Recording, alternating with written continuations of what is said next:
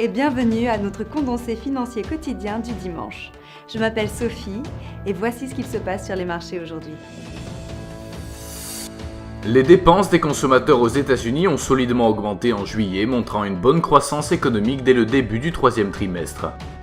L'euro-dollar a perdu 0,1% sur la session de jeudi alors que les traders cherchent des indices dans le PIB allemand.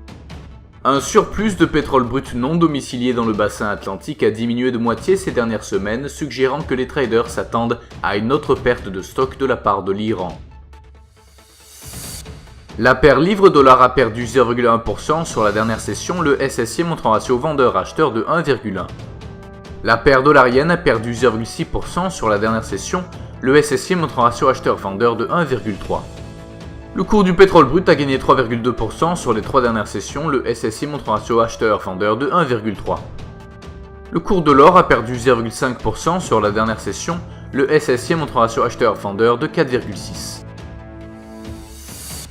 La décision de la RBA sur les taux d'intérêt en Australie aura lieu mardi à 4h30 GMT, le PIB australien mercredi à 1h30 GMT, la balance commerciale des États-Unis mercredi à 12h30 GMT, la décision de la Bank of Canada sur les taux d'intérêt mercredi à 14h GMT, le PIB de la zone euro vendredi à 9h GMT et les emplois non agricoles aux États-Unis à 12h30 GMT. Nous espérons que vous avez apprécié nos perspectives marchés de ce dimanche. Nous vous souhaitons de la part de toute l'équipe une journée productive sur les marchés.